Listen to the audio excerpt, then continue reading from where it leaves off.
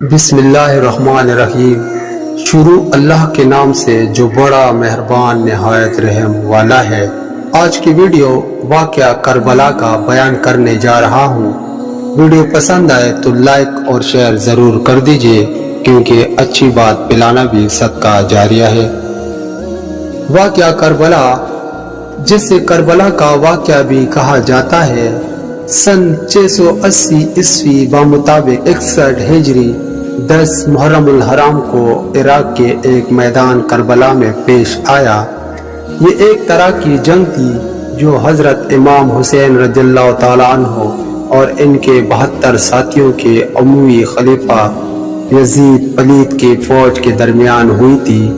یہ جنگ اسلام کی تاریخ میں ایک اہم واقعہ ہے۔ اس میں امام حسین رضی اللہ تعالیٰ عنہ اور ان کے 72 ساتھیوں کو یزید پلیت کی ظلم و ستم کا شکار ہونا پڑا۔ امام حسین رضی اللہ تعالیٰ عنہ پیغمبر اسلام صلی اللہ علیہ وسلم کے نواسے اور حضرت علی رضی اللہ تعالیٰ عنہ کے فرزند ہیں۔ وہ ایک عدل اور مہربان انسان تھے۔ جب یزید پلیت ایک ظلم اور ستمگر حکمران تھا۔ یزید پلیت اموی خاندان کا ایک فرد تھا۔ اس نے اپنے والد حضرت معاویہ بن ابو سفیان رضی اللہ تعالیٰ عنہ کے بعد زبردستی حکمران بن گیا۔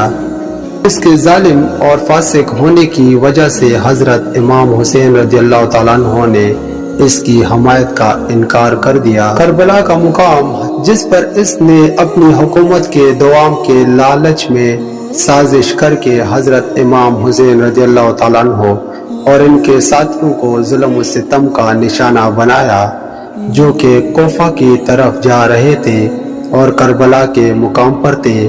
اس نے اپنی فوج بھیجی جس نے ظلم کی انتہا کر دی۔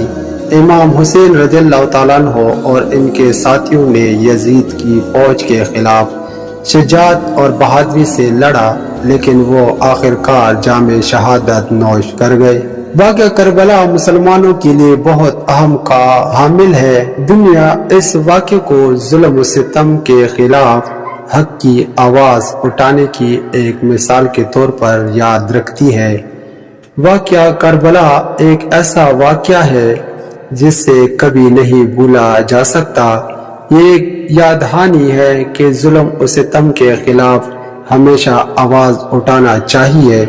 حق کی آواز کو ہمیشہ بلند کرنا چاہیے، چاہے اس کے لیے جان کی قربانی کیوں نہ دینی پڑے۔ امید ہے یہ ویڈیو آپ کو پسند آئی ہوگی۔ ویڈیو پسند آئے تو لائک اور شیئر ضرور کر دیجیے، کہ اچھی بات پلانا بھی صدقہ جاریہ ہے۔